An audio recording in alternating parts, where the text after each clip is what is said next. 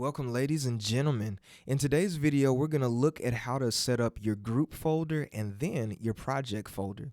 So let's get into it. So this computer is a little different than the one that I normally use, but with that said, on the computer that you use in this class, you will see a folder up here that says something along the lines of Westlake Media Archive, and then it'll also have a year to correlate with that. So with that said, it'll be in this top corner. We're going to use that. Also, what you notice is this area that I'm rubbing the mouse over is called the desktop. So over the school year, we want to keep all of this clear to where the only thing that we see on here is this folder. So please do not save anything on here. It's all going to your specific folder within this media archive folder. So with that said, I'm going to double click on that until it opens, and it did. So if it doesn't work at first, you may want to double click it again until it opens, and you may do it a little faster or a little slower, whichever one works for you. So next up, I'm going to double click on my class level. So there's the first level, second level, and third level. So with this one, for example purposes, I'm going to double click on AVTF1 until it opens.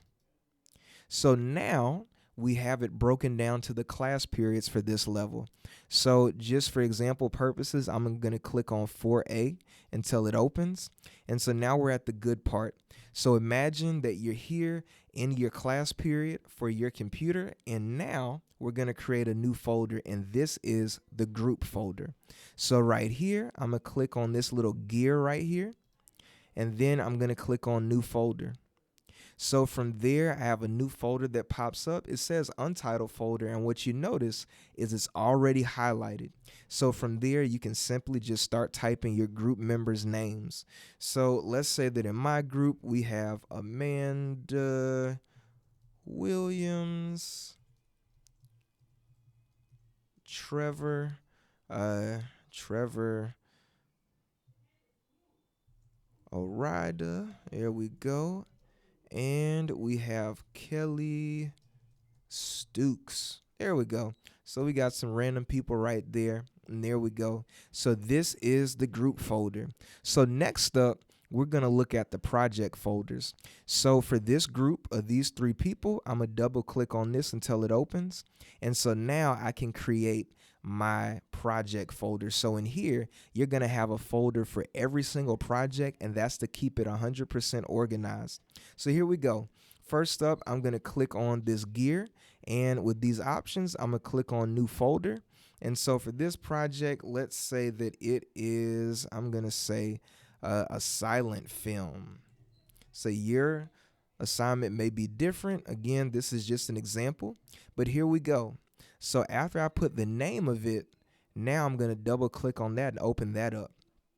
So every project folder, it's going to have 3 folders on the inside of it. This first one that I'm going to create by clicking on the gear and then clicking on new folder is going to be the content folder. So in the content folder, you'll put anything from your videos that you've recorded to your audio that you've recorded, like voiceovers or even music. And lastly, the third form of media is pictures, right? So any type of graphics that you have, you'll put that in there. The second folder to create, as we click on the gear and click on new folder, is the exports folder. So with the exports folder, that's where you'll put all of your finished videos out of Premiere Pro, which I'll show you how to do that in a later tutorial. But there you go. And last but not least, the last new folder that we're going to create is the project files folder.